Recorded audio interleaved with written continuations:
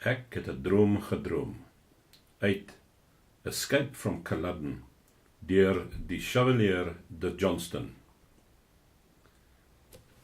Omdat dit vir ons onveilig geraak het in Glen Prossen, deurdat die troepe ons onophoudelik oral probeer vastrek het ons eenparig besluit om Samuel die volgende oggend om 3 uur vaarwel toe te roep. Ons was van plan om terug te keer Hooglande toe en om ons verblyplek vereers daar tussen die rotse te vestig. As gevolg van die besluit het ons daardie aand 8 uur in die bed geklim, sodat ons genoeg slaap kon inkry voor ons vertrek. Vir 'n hele ruk sou daar geen vooruitsig wees om onder 'n dak te kan slaap nie. Ek het nooit die gewoonte gehad om stories van bo-natuurlike ingryping te glo nie. Dis die soort ding waarmee 'n mens van kleintyd af mislei is. Sulke stories is gewoonlik die skepings van oorverhitte verbeeldings of van bygelowe ou vrouens of van verwarde slimkoppe. Daardie nag het ek egter 'n buitengewone en onverstaanbare droom gehad. As enige ander persoon dit aan my vertel het, sou ek hom as 'n heldersendende beskou het. Die droom is egter tot in die kleinste besonderhede bewaarheid. En dat ek nog lewe, is aan die omstandighede van die droom te danke. Al was ek hoe skepties, kon ek nie die indruk wat dit op my gees gemaak het, weerstaan nie. Ek het gedroom dat, na ek die agtervolgings van my vyande van my afgeskit het, al my probleme en lyding tot 'n einde gekom het. Dit het so gekom dat ek in die geselskap was van Lady Jane Douglas, die suster van die graaf van Douglas.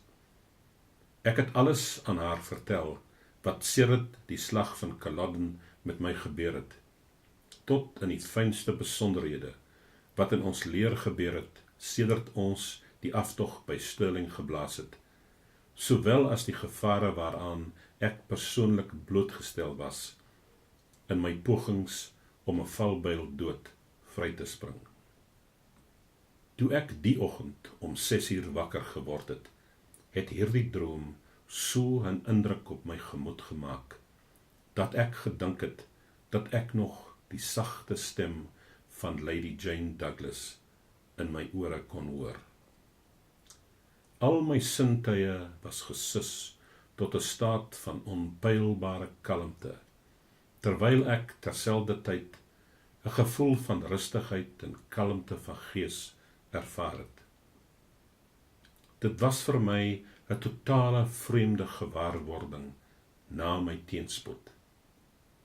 Met my kop wat op my hand gerus het en die kussing wat my elmboog ondersteun het ek al die omstandighede van my droom herroep.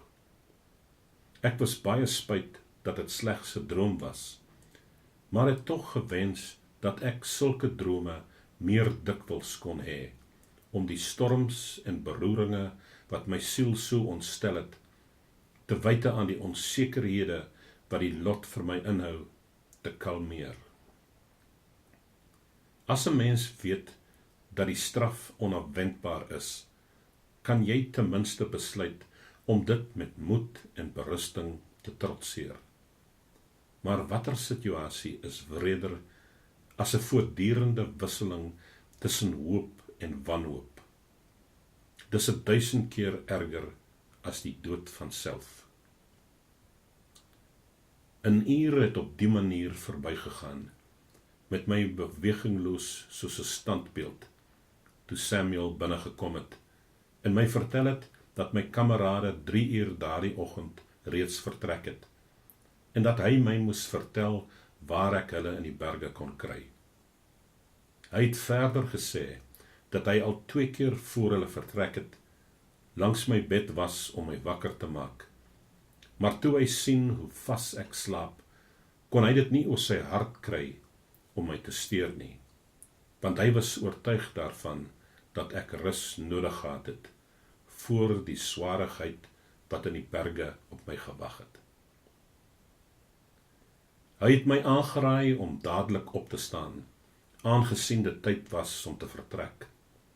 Sy dogter, wat onder die indruk verkeer het, dat ons almal vertrek het, sou dalk nie so op en wakker wees om die aankoms van die vyandelike afdelings oor te sien nie.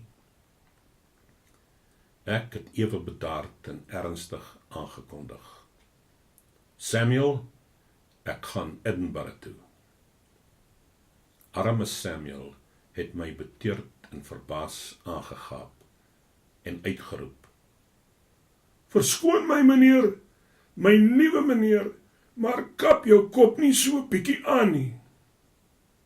Daar is niks met my kop verkeerd nie, het ek geantwoord. Ek gaan Edinburgh toe en ek vertrek vanaand. Gaan vertel jou dogter dat ek nog steeds hier is en dat sy soos gewoonlik moet wag staan en my laat weet as daar gedurende die verloop van die dag troepe uit Kortaghi aan die kom is. Samuel se vermaninge het my moeg begin maak. Ek het hom dus stil gemaak deur hom te vertel dat ek vir eens en altyd tot 'n besluit gekom het en dat dit sinneloos was om verder daaroor te praat.